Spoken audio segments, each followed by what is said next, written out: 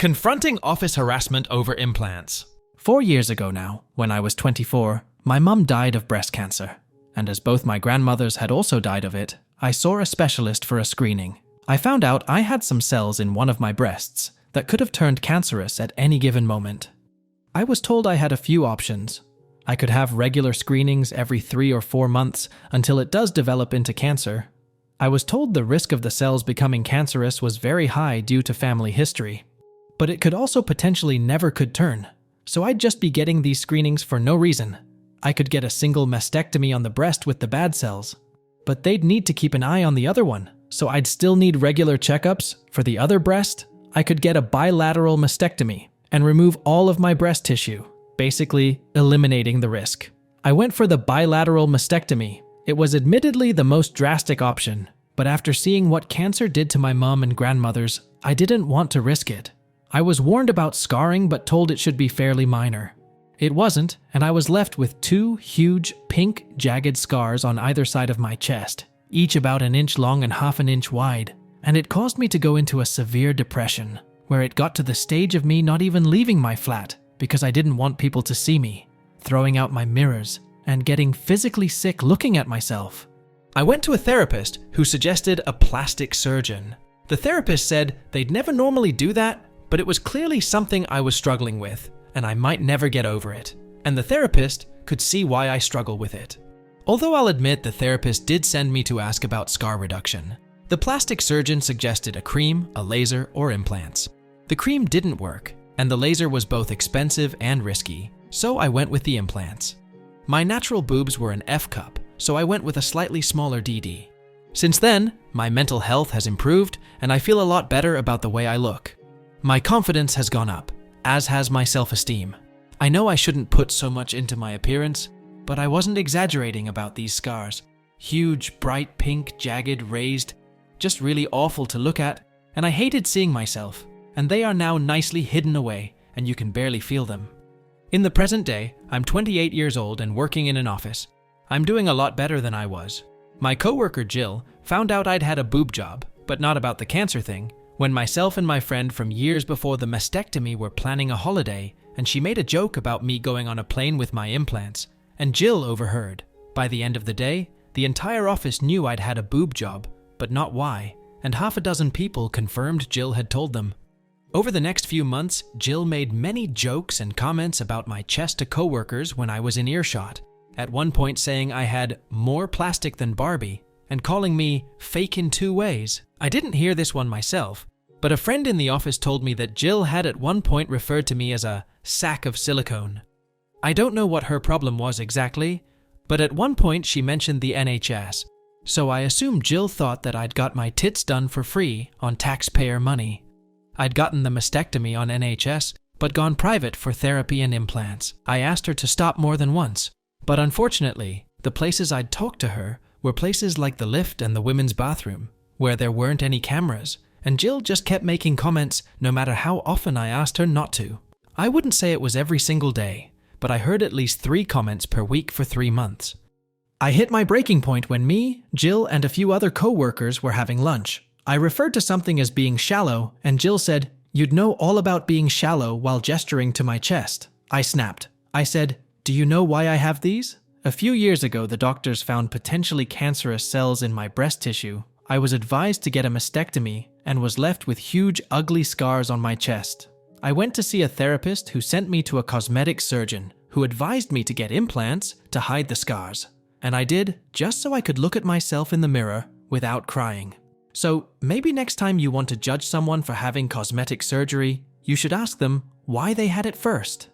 And feeling like that was a mic drop moment, I picked up my food and left. For the rest of the day, I had about 1/3 of my office come up to me and offer support, and the rest tell me that Jill was just joking around and I was being a bitch. I replied that Jill was being a bitch long before I was. I then got an email from HR saying they wanted to talk to me the following day, and when I called for clarification, they mentioned a hostile work environment. Note, this is apparently an American term and holds little weight in England, but it's what was said over the phone. I knew the person who signed off the email, and I'd spoken to.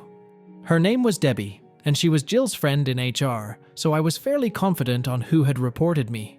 I realized that if this was already being sent to HR, I needed as much ammunition as possible, so I went about collecting my information. As Debbie had dealt with me so far, it was safe to assume she would be the person reviewing the complaint with me, and if that was true, I was fucked. However, I vaguely remembered a section on complaints that was in my contract when I first signed with the company. I flicked through the contract, and there was a part in complaints section that said I was contractually allowed to request a change of reviewer if I felt my allocated reviewer was biased. It was called an impartial overseer. I photocopied the page and highlighted that part. Then I messaged the people who had offered their support over Facebook and said basically, HR have asked to see me. Do any of you remember Jill insulting me to your face? And are you willing to write and sign something saying what you heard and when?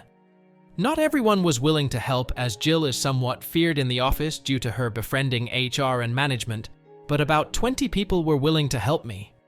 I guessed roughly when I'd asked Jill to stop previously. The 4 asks over the last few months, some timings were easy to guess as they'd happened on my break or when I'd first arrived at work, and I wrote them all down, along with a rough time of when the lunchroom confrontation happened and a list of names of who was there for the lunchroom confrontation. I got to work slightly early the next morning. I went round everyone who had messaged me, and most of them managed to give me a printed and signed letter. Some didn't manage to write one, but NBD. This isn't exact words, as there's 16 letters to sum up here, but the gist was, my name is their name. I work with Jill last name and OP. On date at time, approx, I spoke with Jill last name, during which she referred to OP as quoted insult. I felt this was inappropriate, as it directly related to OP's appearance, and am willing to go on record further to establish that Jill last name has been discussing OP in the workplace in the same manner for 3 months now, causing me discomfort and creating what I feel is a hostile work environment. Signed, their name.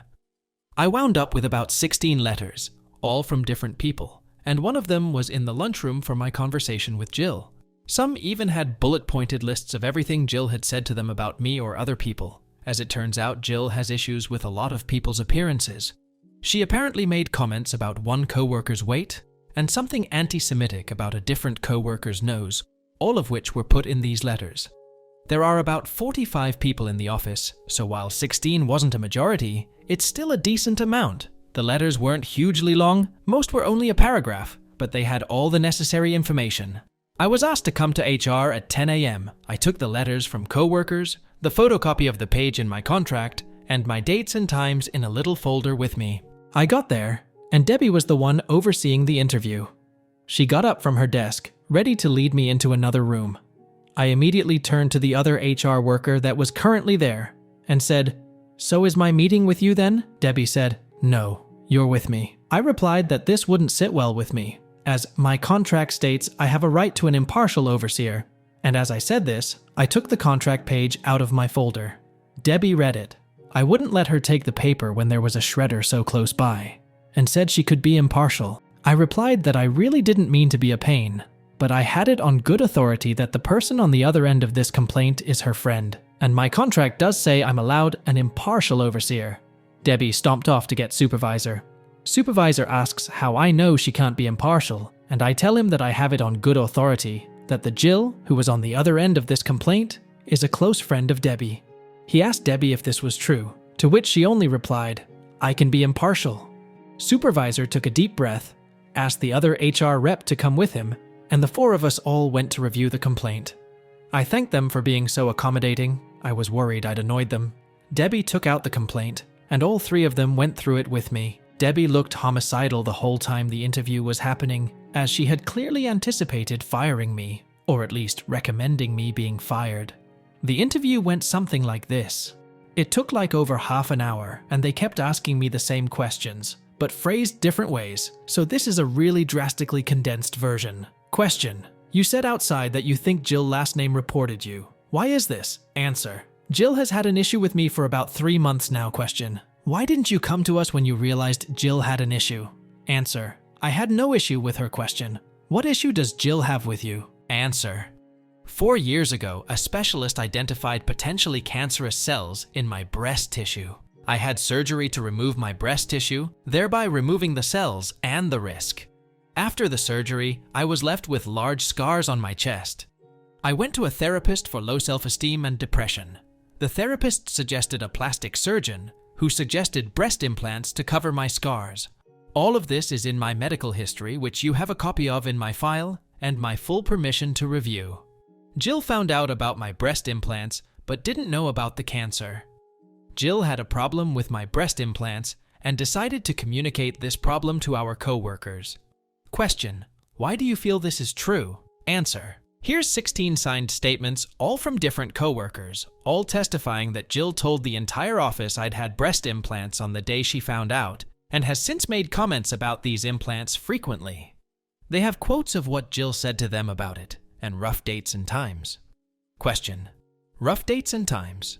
Answer: no one knew this would be escalated to such an extent, so no one really took notes as and when it happened. Question: what event or events do you think directly led to this complaint of harassment? Answer: for me, harassment began when Jill told everyone about my breast implants without my consent. But as to the complaint placed against me, it would probably be what happened at about time yesterday in the lunchroom. Jill made a comment about me being shallow while gesturing to my breasts, and I replied by giving her an abridged version of my relevant medical history and ending with a comment about the importance of getting the full story. There are cameras in the lunchroom, so I'm sure you'll be able to find that conversation. I'll admit, I could have handled the situation better, but after 3 months, I felt I had to put my foot down. Here's a list of names of people who were also present. There were 6 people at the table, including myself and Jill. One of these people is also in those letters and has written their account of the conversation and signed it. Question: had you had a conversation with Jill prior to this regarding her comments about you? Answer: several, spaced out over the last 3 months. Each time I communicated to her that I felt uncomfortable and upset with these comments she was making and would appreciate it if she were to stop. Question: to your knowledge, was Jill made aware of your former cancer at any point in this time? Answer: no. It wasn't mentioned in the conversation with my friend she overheard, and I didn't tell her because frankly it's none of her business, and I did not feel the need to detail my medical history to a co-worker in order to avoid further sexual harassment. Supervisor stands up and says, "Well, I think we're done here." He shakes my hand and sends me back to my desk, saying that I'd hear from them after they reviewed the evidence, letters, CCTV, medical history, and anything they had already, and made a decision on the case. I got back to my desk, pulled up my CV, and prepared to start the job search again. About an hour goes by, then the person who wrote the letter and was there for the lunchroom conversation gets called for a meeting with HR. They come back 10-ish minutes later. The other people who were also there for the lunchroom conversation get called one by one, except Jill. All of them are gone for about 10 minutes, then come back, find a co-worker, and say that HR wants to see them. Then the people who wrote letters but weren't there yesterday are also called one by one and are each gone for about 10 minutes each, some longer, some shorter. By about 3:30, it looks like everyone who wrote a letter or was there in the lunchroom has been interviewed. Then, finally, Jill gets called in. She's gone for about 30 minutes and comes back fuming. She glares at me while I work, but I ignore her. 4:30-ish, Jill gets called into HR again. 5 p.m. rolls around. Everyone is either leaving or getting ready to leave when Jill storms back into the office. She glares at me the whole time she packs up her desk. She then starts telling anyone who will listen that I got her fired before shoving her way onto the lift. An email comes in from HR. My case is closed.